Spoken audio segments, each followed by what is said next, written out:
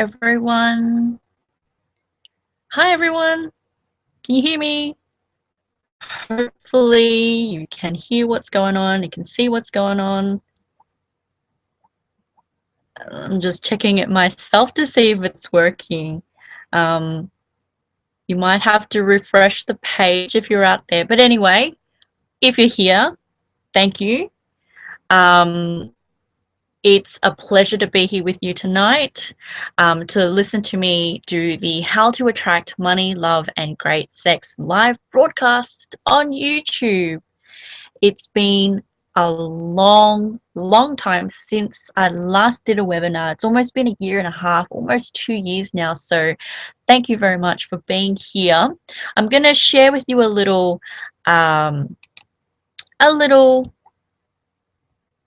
PowerPoint presentation. So I'm going to start that, and feel free to drop some questions down if you want, or I will give you some time at the end for some good questions as well. So don't worry, I'll get to your questions. So for those of you who don't know me, I'll just stick up this. So for those of you who don't know me, my name is Karen Liu. So some of you may know me from Clue Blog. Thank you very much for joining me here tonight.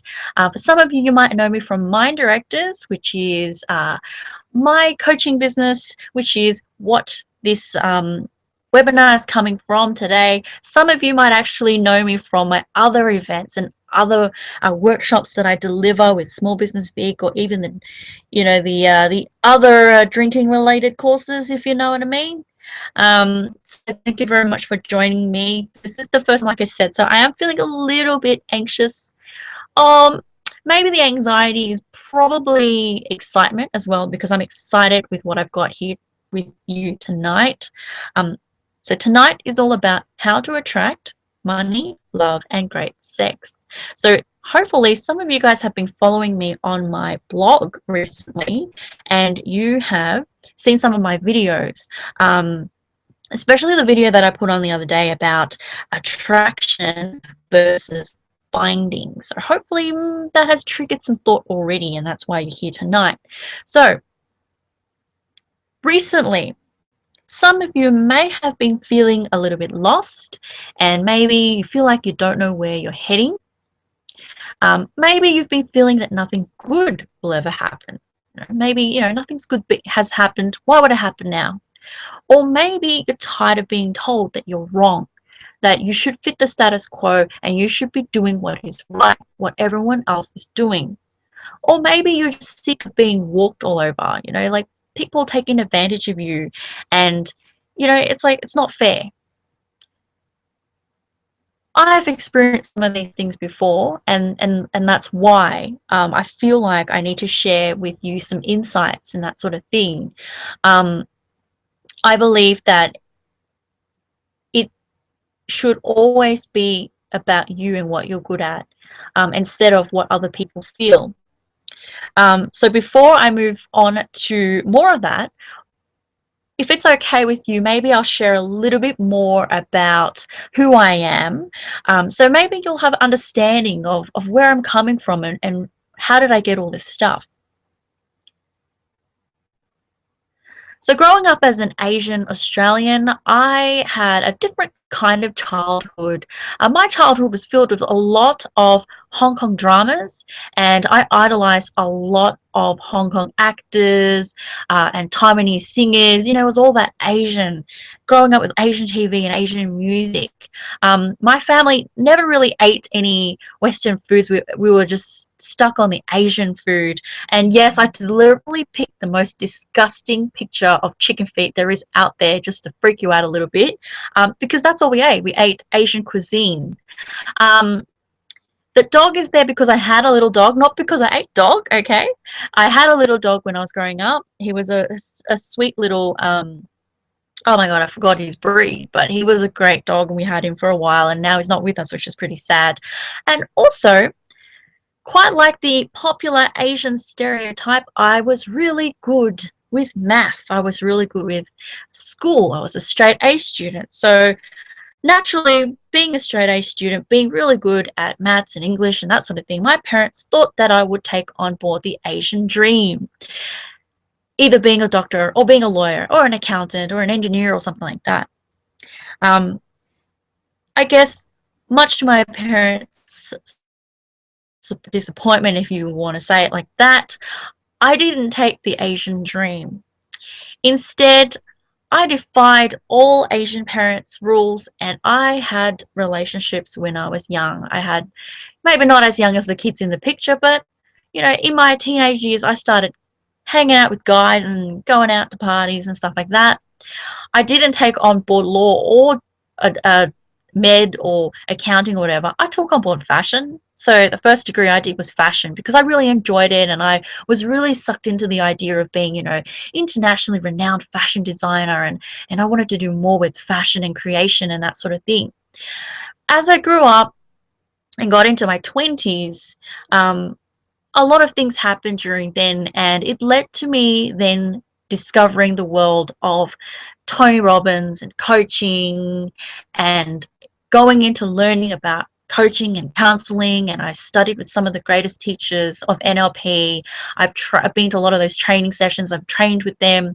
I've been coached by some of the greatest people as well, and I've been very fortunate that I've been exposed to a lot of really cool stuff, like, going for walks on fire and breaking boards and stuff like that. I've also run a lot of workshops, and I mean a lot of workshops. I run heaps.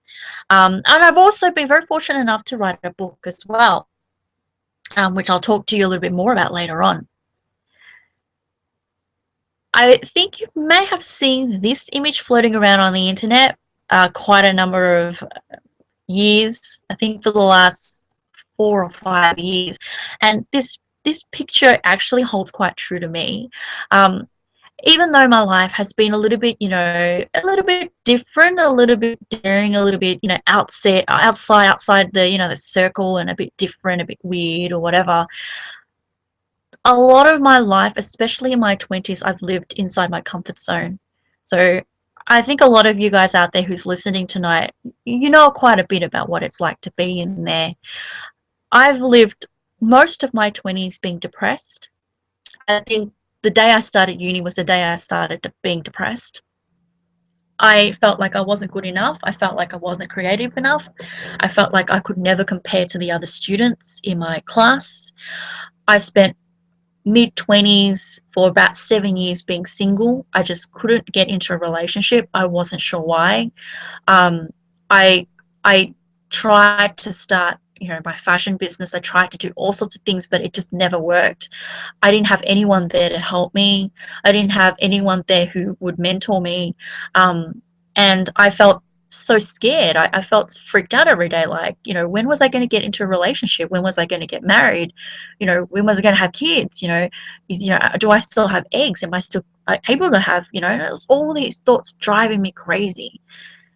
And it's through a lot of the work that I've done with a lot of different coaches and a lot of different teachers, and yes, eventually some great people came into my life, that I learnt where that the magic, or where the magic is not inside my comfort zone.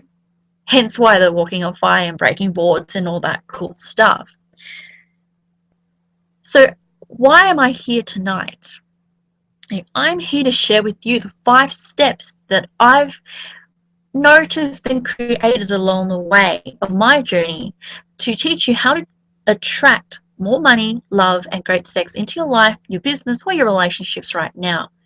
Now, for some of you out there, you might be thinking, oh my God, this is another one of those gimmicky, typical training things, coaching things that's going to try and sell you stuff. Look, I'll be honest and upfront with you guys. I'm doing this as a way to share with you my thoughts, to give you something, as giving you like a guidance or advice or ideas, whatever you want to call it. But I have a little tiny little selfish thing for me, which is I haven't run a webinar for so long that I just felt that sort of compelling nature to do this. And that's why I want to share with you tonight a little bit more. Now, some of the stuff that I'm going to say tonight might come across as a little bit out there, or might come across as something new, or maybe it's not. Maybe some of you have already heard half the stuff that I'm going to say, or maybe some of you have already been to a lot of different types of self-help development type workshop things, and that's cool. Thank you for being here anyway.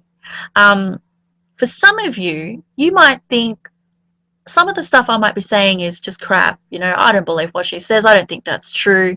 I don't have time for this crap. That's cool too. Look, whatever you do is what you do. I say this to my clients all the time, because some of my workshops that I have to run are actually mandated. They have to be there, and some of them don't want to be there. And I always say to them, look, whether you're there and you want to be there or you don't want to be there, the least you can do for yourself is get something out of it. Get at least, even if it's just one thing, take one thing away from this, and it's fantastic. So if you want to learn even just one thing, or you want to learn all 5 steps, thank you. Maybe grab yourself a pen and maybe some paper, take some notes, or maybe just enjoy tonight. This will be available on YouTube later on after this presentation, so you can always watch it again if you want. So 5 steps. I'll start off with the first step. Know where you are. Okay, so know where you are. Why is this important? It's important to know where you are because if you can identify exactly where you are, then you know where you are heading or how far you actually have to go. One way of looking at it, there's lots of different ways to look at it, but one way you can look at it is using the cycle or the seasons of change. I don't know whether you've heard before at business events or business webinars when people talk about, it's the winter season in business, or it's the autumn phase or whatever. This is what they're referring to. So let's start with winter first. Okay, so winter is usually a time of reflection. So it's a time when you've completed the last phase. So maybe it was finished a project, finished a relationship, maybe that ended, or maybe it's completed a business thing that you had, like a business idea, and it didn't work out. Okay, so it's done. Or maybe it's a time of planning. So now it's a time where you're thinking, okay, well, I got what I got, so what should I go and do next? It's a time of letting go as well, so letting go of the old things. It's a time, I'd say that some of you might actually be here right now, where you're looking for, what can I do next? I've tried doing what I've done before. I've tried doing a lot of different stuff. So what do I do now? What else is there for me to do? And what our goal here in winter is to get to spring. So spring is a time of new beginnings. It's a time of new directions, new love or a new lover, where it's like, oh, I've got a new business idea and I'm going to get it into motion. I've got my strategies, or I've got a relationship and I want to get into it, and I know what I need to do. It's a time when you've got energy and flirtiness and flowers and openings and that sort of thing. Exactly what spring is like. And for some of you around the world right now, you're probably in spring right now, so you know exactly what I mean. So after you've gone through spring and you've sown some seeds, in summer, this is where we nurture the seeds. So this is a time of routines. It's a time of systems. It's a time of learning more about each other in a relationship, or learning about, the roles. So where do you fit? Where do you sit? It's a time where, if you're in a business, then it's a time of learning about your systems and your routines. Like, how do you do the business? How do you maintain it? What is your strategies? And how do you get things rolling? Summer is chill, a bit chill, a bit working, a bit routine. It's not necessarily a bad thing. Routine sometimes is a good thing. You don't have to think about things. You just keep doing it. If you have done a good job at nurturing, then by autumn, you will reap the reward. So all the things that you've sown in spring, you'll start to see the reward. So for your business, it means you get a lot of financial returns. If it was a relationship, you might be moving into a new, a sort of like a new phase, or a new reward, or new birth, giving birth. So maybe you're going to have a baby together. So quite literally giving birth, or it could be giving birth to a new idea. So maybe it's moving in together. Maybe it's getting married. Maybe it's getting a pet or something. So it's all about new, not necessarily new stuff, but it's like you're seeing the rewards, the fruits, the produce of what you've sown since spring. So naturally, once you've got here, after you've reaped all the rewards, you move back into winter again, where you start to reflect. Okay, what did I learn? What did I gain? And what's going to happen next? Now, here's the scary thing, though. A lot of people get stuck in certain sections for a long period of time, and I would say that if you get stuck in winter for a very long time, that's when you start to feel really down about everything. And it doesn't necessarily mean you have to go from winter to spring, spring to summer, summer to autumn. You could also go the other way. So sometimes people get stuck so much in winter that they might skip through spring and summer and just go straight back into autumn again. And imagine what it would be like if you got back to autumn again and you saw nothing. I had no rewards. I saw no produce. There was no birth. There was no new beginnings, no business ideas, no moving in, no pets, no nothing. How are you going to feel when you get back into winter? See, people, a lot of my clients, me even, and you, we feel anxious because the gap between where you are now is too far from where you want to be. So imagine you have this big dream, you have this relationship that you want to have, or this family that you want to have, or this business that you want to have. But the way you see your life now, you're wondering whether that is ever going to happen. And that might be, oh, I want to have a multi-million dollar house in a very beautiful suburb or somewhere on the beach. I want to get married and have 3 kids, and I want to travel the world and stuff. And you might look at now and think, well, shit, I still have debt. I still have to pay for a whole bunch of stuff. I don't have a deposit, so how am I going to buy a house? And I haven't met a guy in the last couple of years or couple of months or couple of decades or whatever. So how am I ever going to get married? And if I don't get married, where the kid's going to come from? And that freaks a lot of people out. That freaked me out in my 20s as well. It's scary, really scary. So where are you now is the question that I'd like you to think about. Step 2. So where are you now, and where do you want to be? So step 2 is paint the picture. So by picture, what I'm really looking for is your vision. So vision is a lot of the work that I do with people, with my clients, when I work with them. Vision is so important, because vision, or your vision, is what magnetizes you, or what attracts you, or what motivates you to keep working towards that vision. So without that vision, what are you doing this for? Or what do you, why should I work hard? There's a lot of times when I work with some clients who are really stressed out, and they're really like, oh man, I'm like up to burnout phase and everything. And it's like, I struggle. I go to work, work so many hours a week. I don't see my friends as often because everyone's getting older now. And, I just, I don't even know what I'm doing all this stuff for anyway. Why am I working so hard and I don't see anyone? I don't do anything. And it's like, well, yeah, why do you do it for? Your vision is so important. But the fact is, or maybe I wouldn't say it's a fact, I'd say it's a reality sometimes, that a lot of people, when the vision isn't happening, they start to think of bad visions.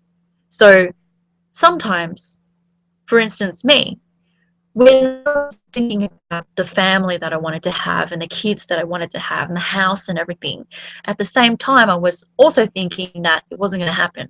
So at the same time, I was thinking, I'm going to just grow old and I'm going to be lonely and I'm probably just going to end up being, those crazy cat ladies that I'm going to have no one because, no one's going to want me. And everyone else around me is going to have kids and they're going to have so much fun and their life is so much better than mine. And I'm just going to live by myself, and I'm probably going to get to the point where I won't see anyone anymore or won't talk to anyone anymore because I don't have anything in common with them. And when you get into that, sometimes people can start to obscure the vision or change the way they see things.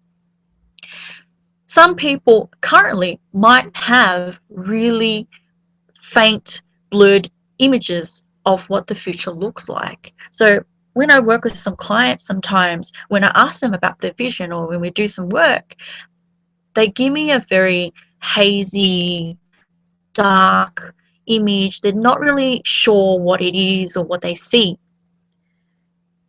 And the scary thing as this keeps going, you start to feel a lot worse about what's going to happen ahead, and a lot of people are really upset and really sad about things.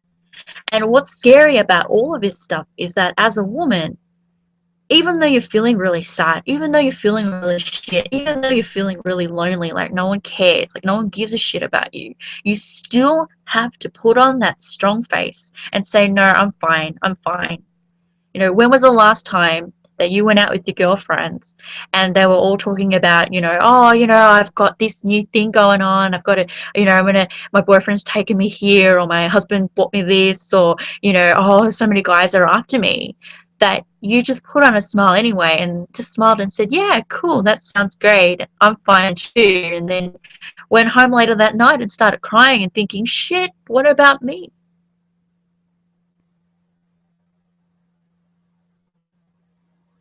What you focus on is what you get.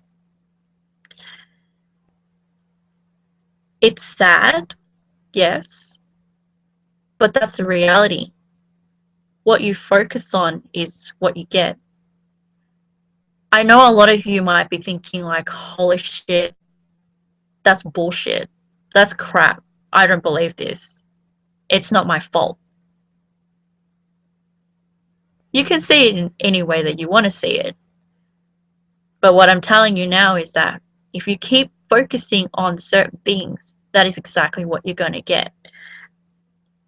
Think about the last time you got to work late, or when you missed a train. What were you thinking about that day? Maybe you woke up and felt like, oh my God, I don't want to be late. I don't want to be late. I don't want to miss the train. Oh my God, I don't want to be late for that meeting. I don't want to do this. I don't want to do this or whatever. And then all of a sudden, I don't know what happened. You missed the train and everything's slow. It's not moving. You get there late and it's like, oh my God, oh my God, oh my God. So what you focus on is what you get. Or maybe the last time you went on a date.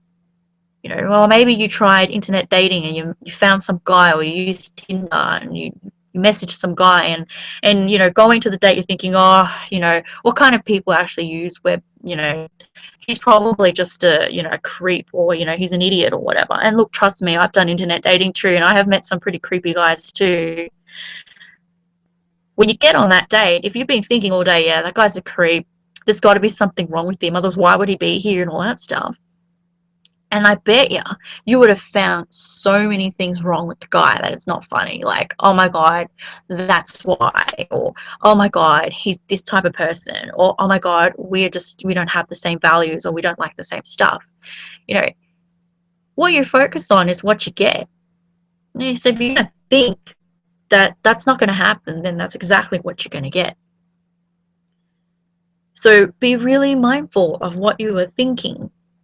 And be really mindful of what your vision is, because your vision can change everything about where you are heading and what you're going to get.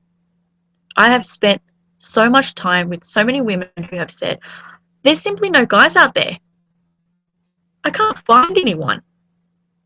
And this leads me back to what I was talking about in the other video. Do you have to find someone, or are you attracting someone? Put it this way, right? When I say to you, imagine somebody looking for their keys or finding my keys, that sort of thing, what kind of image is coming up into your brain?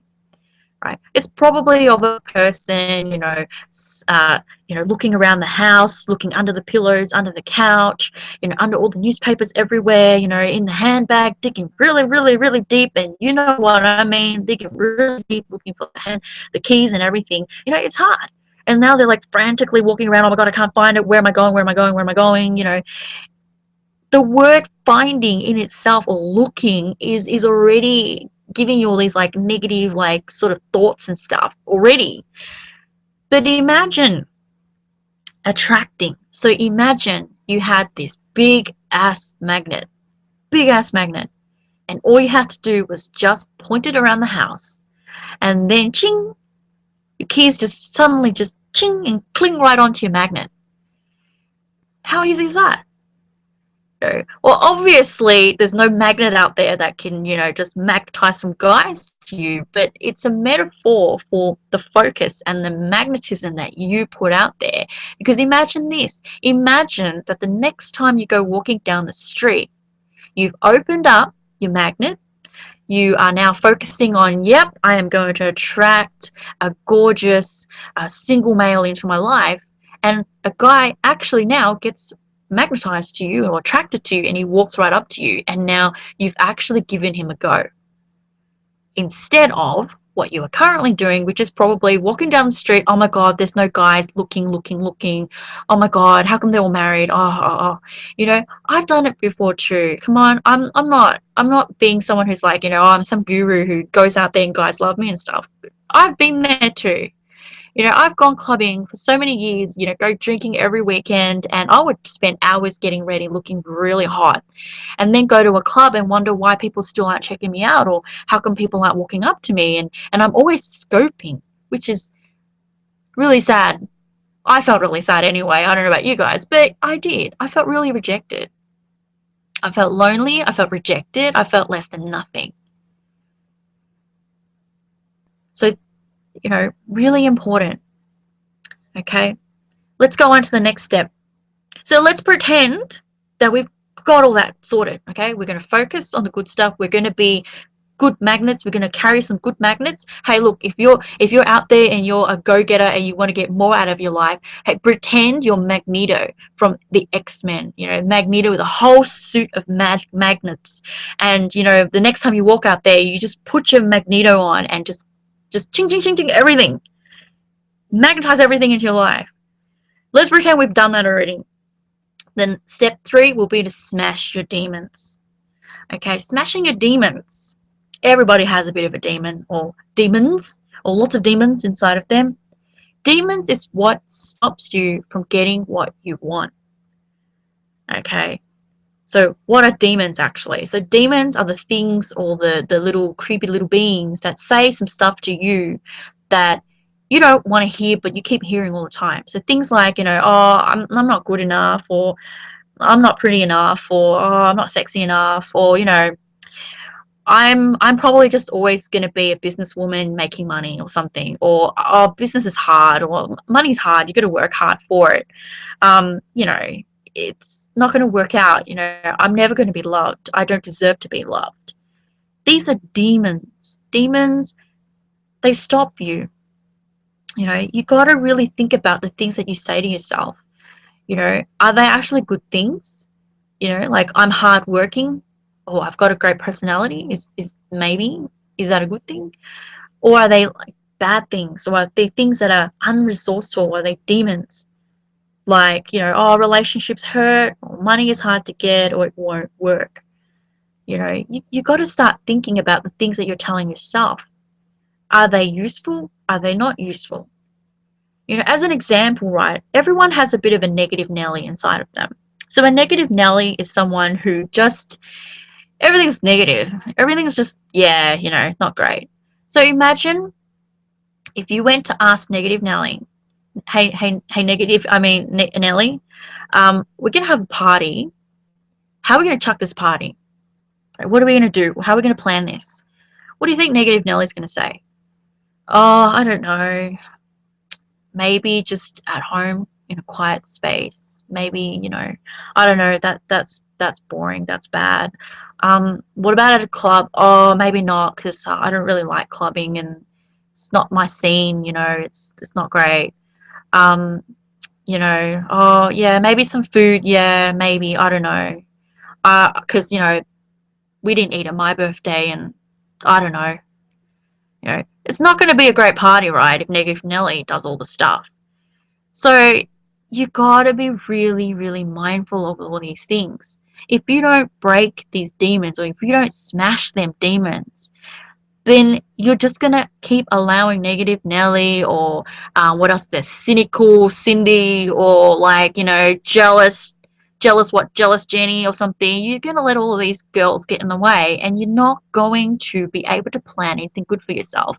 A lot of people say to me, "Oh, how can I goal set?" Well, no, you can't goal set anything with your life. You're not gonna be able to plan anything in your life if you're just gonna continue to letting these demons run your life. I mean, really, really think about it, girls. Or guys, what will happen if you don't break those demons or if you don't smash those demons? No, seriously, take a moment to think about this. I think it's really important that you understand this. Where are you now? Okay, so single, 30, in debt. If you don't break your demons, you will always be single and it will get harder, or you will think it will get harder, and then you will start to think, oh my God, I don't have enough time, or I should have done this when I was younger, or I don't know what to do now. No one's going to help me. All the good guys are taken. All the good girls are taken. I don't know if I can have children anymore. I don't know when I can buy my house. I don't know what I'm going to do. I don't know what I'm good at. I don't want to try anymore. I don't know. Is that the life that you want to live? And sometimes it's not just about your life though. What about the people around you? What about your parents? A lot of times when I work with my clients, and it doesn't matter what it is that I'm working with them for, they always tell me the stories about how much it hurts their family, their parents, their friends, the people that actually love you, how much it actually hurts them to see you upset and see you in a place where they want so badly for you to have it good. They want so badly for you to do well. I remember during the time when I was really anxious, I got really sick, really, really sick. I had such a bad case of anxiety and panic attacks that I was in and out of hospital all the time. For the year, I was in and out of hospital. It wasn't anything serious. It was the pain that I was feeling, and it just, the panic just broke out, and I didn't know what to do. And the people around me then didn't know what to do, so we had to go to the hospital. And a lot of times it was just them giving me an antacid and then having a just lying down, and then they get some blood and doing a few tests and stuff that, they just let me go again. During that time, I realized how much I hurt my parents because they watched me so upset every day. There were times when I just sat there and I just started bawling, just started crying, no reason whatsoever, just cried. And they could do nothing to help me. And that's the same with my friends too. I mean, some of them are really careful with what they say around me because they don't want to hurt me. They don't want to make me upset. And is that really the life that you want to live? Where you feel like you can't even be genuine, or you can't even, make everyone else happy around you without having to lie. So if that's the life you want to keep living, then yeah, by all means, keep doing what you're doing, and you'll get the same results. I mean, what's the definition of insanity? It's doing the same thing over and over again, hoping to get a different result. And I tell this to my clients all the time. So if you don't make some changes, or if you don't bust those demons, or if you don't take action, it's not going to get anywhere. It's not going to get any better. I don't know whether by now I've said stuff that you guys have already heard and you've, all the tips and all the things, but why haven't you done anything about it? Like, why now? People always say, oh yeah, I'll do it tomorrow, or I'll find some time in the next couple of days, or I'll find a few hours ahead, or I will do it next month or something, but it never gets done. And then 6 months later, you start thinking back and think, oh crap, I should have started, I should have done it. But that's the reality. It's about actions. So break those demons before the demons get you. So once we've broken those demons, now we can start to fill in the gaps. So that's step 4, filling in the gaps. So what does it mean by filling in the gaps? What the gaps, like in the wall or something, or the holes or whatever? Filling in the gaps, or filling, sorry, means the gap between where you are now to where you want to be. Okay? So really, you need to think about, what do you need to do right now to close the gap between where you are now and where you want to be, or what you want to be. Okay, so you've got to start thinking about, where are you now? Okay, we've done that.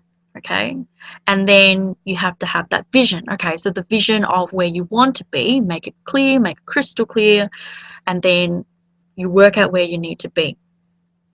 Sometimes filling in the gaps means to actually bust out those demons, maybe to smash the demons, maybe it is to learn something new, maybe it is to find out what sort of values and what sort of beliefs that you've got that is sort of stopping you right now.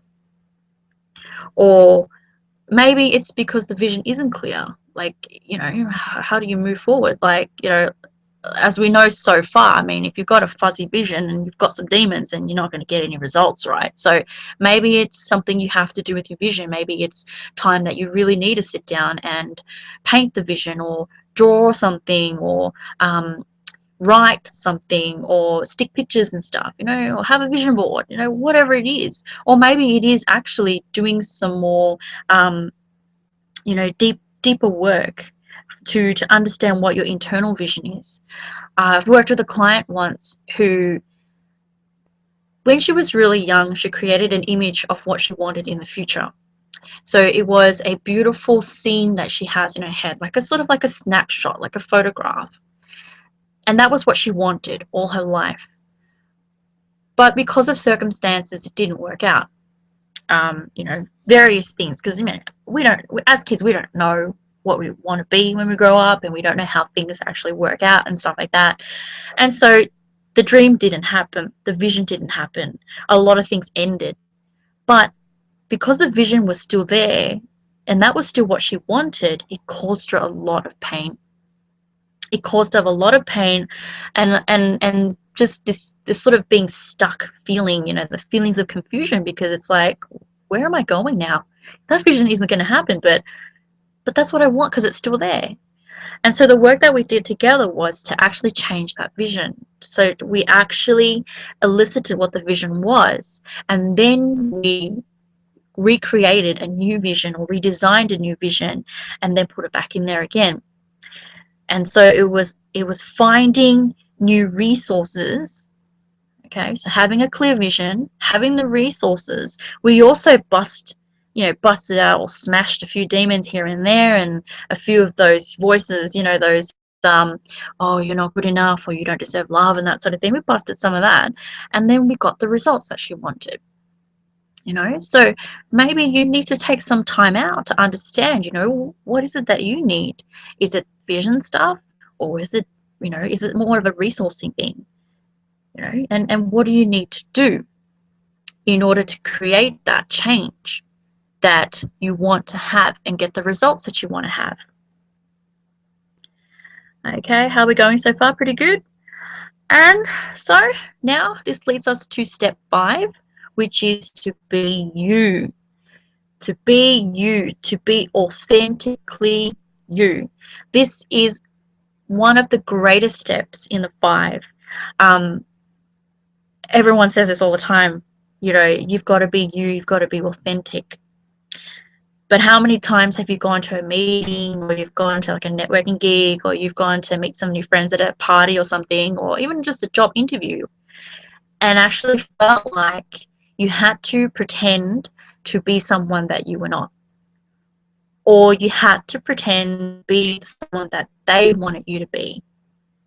Now, this is what stops a lot of women and a lot of men out there from doing what they want to do, or from attracting the things they want to attract into their life, because they feel like, I've got to make the other person feel happy.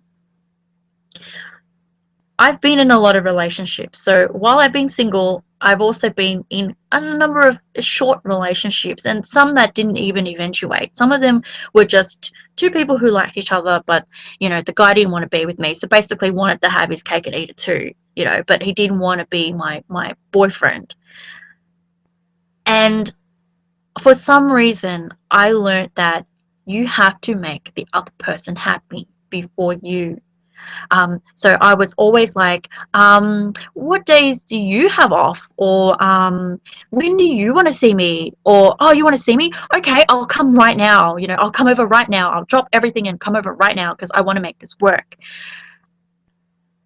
And it was always about the other person. I mean, even, you know, and sometimes, you know, in my 20s, I realized that I did a lot of stuff, you know, even though in my teens, I defied my parents. As I grew older into my adult life, um, I did a lot of stuff thinking about them.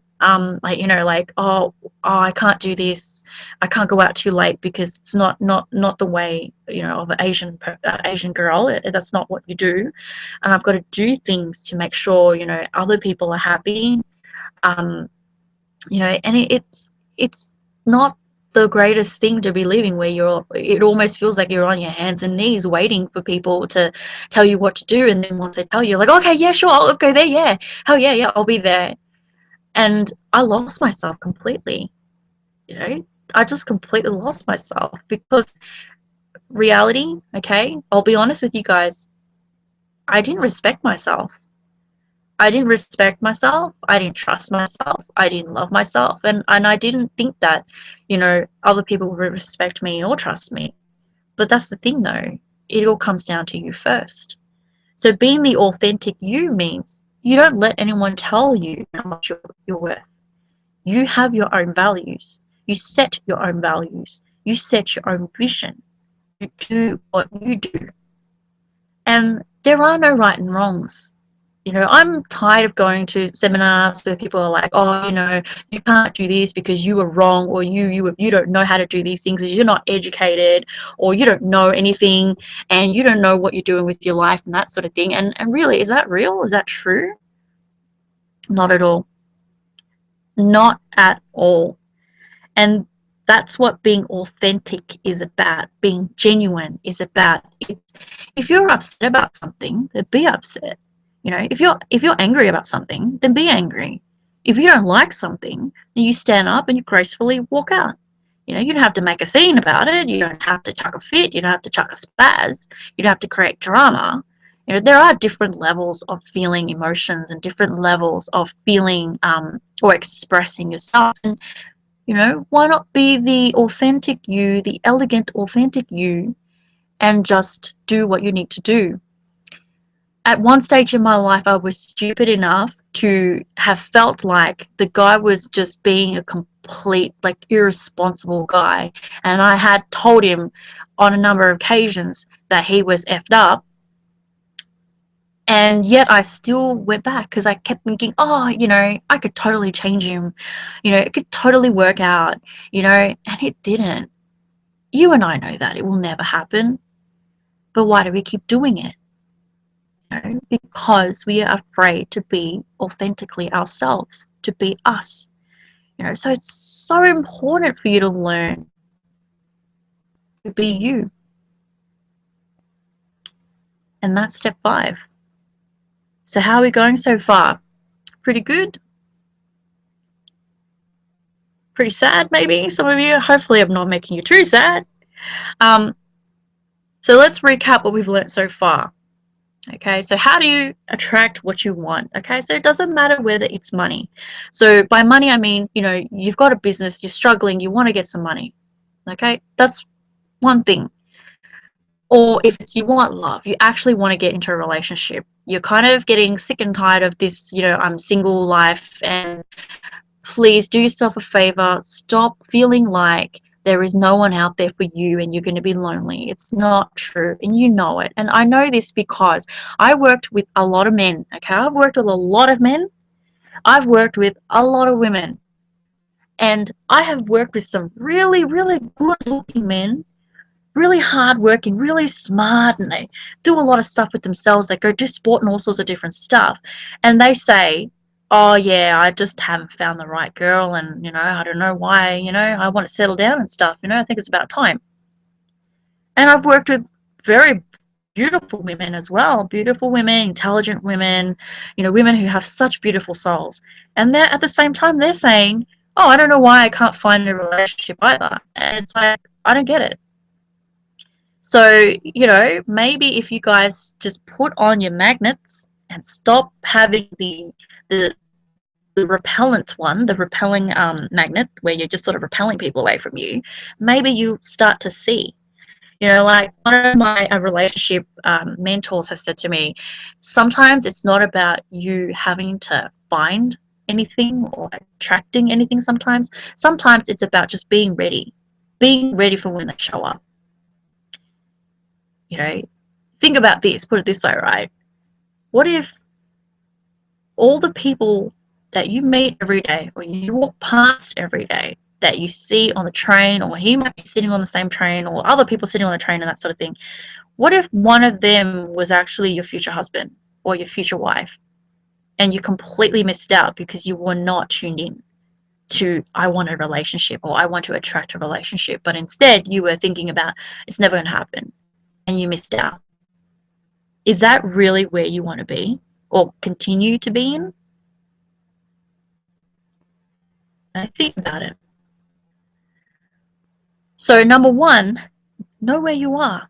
If that's where you are, that's where you are. Own it. Admit to it. Like they say, right, in AA, the first steps to breaking the addiction is to actually first admitting that you've got an addiction. Oh, that reminds me, there was a time when a client, not my client, just a random person walked into the workshop thinking that it was his where he needed to be, and he admitted that he had a problem. And we applauded him. So my workshop, the attendees and I, we applauded him and said, good on you, go you keep doing it, you keep doing what you need to do. And it happens sometimes. It was just so random. And imagine the next time that could happen to you too. Like, so randomly a guy just walks up and says, oh, hi, or whatever it is. So know where you are first. And then two, you've got to paint the picture. So you've got to paint the vision. You've got to see where your vision is. And you've got to make sure the vision actually supports what you want. A lot of times people have values entwined with their visions, which is fantastic. But the sad thing or the scary thing is that those visions, those values actually don't support the vision. So they're actually not values that make you feel like it's going to work. Okay, so that is actually another thing to look at when you're looking at your picture, is to actually look at your values as well. So elicit your values and find out what they are, and maybe if you need to change them, maybe you really do need to change them. Number three is you've got to smash your demons. Okay, so you really have to smash your demons. You've got to smash things that you were telling yourself. And look, sometimes I work with my clients. Sometimes they actually know their own demons, so they actually have thought about these things. And sometimes when I work with my clients, they don't actually know that these demons exist. They don't even know certain things, like deeper things that are hidden, hidden inside your head somewhere. And it's through our work that those demons then show themselves. And then we smash them. We smash them good. Number four is you then fill in the gaps. Okay, so this is where the planning comes in. So this is where, you know, you might do some goal setting, you might do a vision board, you might have 30-day goals or 90-day goals, you might have some strategies or whatever that you want to put into place.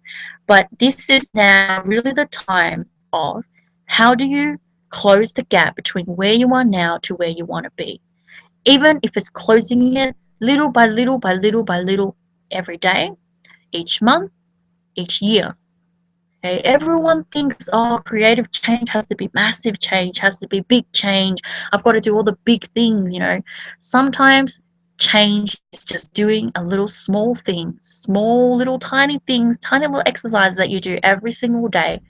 And at the end of a month, you've done so much each day that all of it actually becomes massive change, or all of it becomes a big change. You know, so identify how you need to fill in the gaps. You know, I have worked with clients before, and we have come up with solutions and different types of goals and different activities and that sort of thing. But I'll be honest, that will only happen when you smash those demons and you have a good picture of where you're going. Because remember what I said about negative Nelly before, you're not going to be able to plan anything good if you have a negative Nelly in you. You know, negative Nelly is going to write some pretty negative Nelly stuff for your future, and it's going to be pretty hard for you to get to where you want to get to if you continue to plan with a negative Nelly. And lucky last, number 5 is you've got to be you. You've got to be you. You've got to embrace the goodness of you that you have that no one else has, the uniqueness about you. You know, the story that you can share, the lovely nature of you. You know, if you're not the kind of person that is, you know, go getting and all high performance, high energy, okay, then don't be. You know, if you're not a comedian, then don't be. You know, if you're not a super, you know, those really, you know, those slender, sexy looking girls, you know, if that's not you, you don't have to be. There's always something about you that the guy likes or that a girl likes. It doesn't matter, but you've got to be you. And if next time a guy says, "Oh, you know, I like going to concerts," if you genuinely don't want to go to concerts or don't like it, then just tell him, "Oh, okay, cool, I don't like concerts." And if that's a deal breaker for him, then don't worry about it. Okay, don't worry about it. Move on. Plenty of guys out there who don't like concerts as well. Is that how you're feeling? Yeah, easy, simple, doable. Yeah, it is very easy, it is simple, it is doable, but it depends on how you see it, you know. Because some of you might out there might still be like, yeah, look, I'm not totally convinced. Yeah, I get that, you know. And some of you out there might be like, yep, I'm totally convinced this is totally what I'm going to do, and I'm so going to take the next step because I know I can do this. Okay. And I know you can too, because I believe in you guys and I trust that you guys will get something out of this and you will apply the stuff that you've learned and you really take massive action. Or if you don't like the word massive, then take action. I know you definitely will do this. So far, thank you very much. We've spent a good 50 minutes almost. So thank you if you're still here. I am very, very thankful, very, very thankful and very grateful for you still being here. So the gift.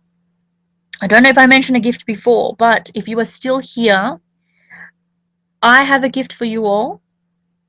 Okay. So in the next 3 days, maybe it might not start tonight, but in the next 3 days, my book, When Is It My Turn? Understanding Singleville and Getting the Hell Out, will be available on Amazon for free. Okay, so for the next 3 days, it's going to be free. So get your friends on it. You know, you jump on it. You get the book. You know, spread the word if you want. I don't care. It's free. Anyone can get it. So definitely do that. So if you haven't already liked me on Facebook, please do that, or follow me on Twitter. And when the website or the links are ready, I will definitely put them on my Facebook, or they will be in the description box below once this webinar finishes. But definitely get your hands on this. I mean, if you feel like, oh, I still need to read some more information, or if, I'm still not getting it or whatever, that's fine. Get this book. I mean, I've got some tools and tips and stuff in there as well. Like the ideal man, finding the ideal man, or not finding, sorry, attracting the ideal man. Almost got myself there. So attracting the ideal man. So there's some stuff in there about that.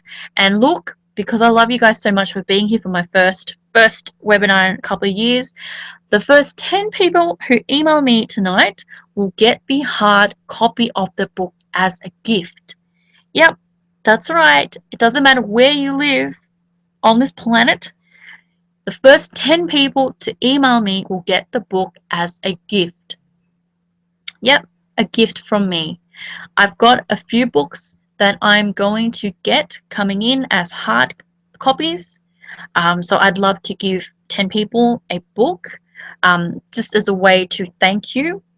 So if you want the book, then please email me. My email is secrets@minddirectors.com. So that's secrets@minddirectors.com.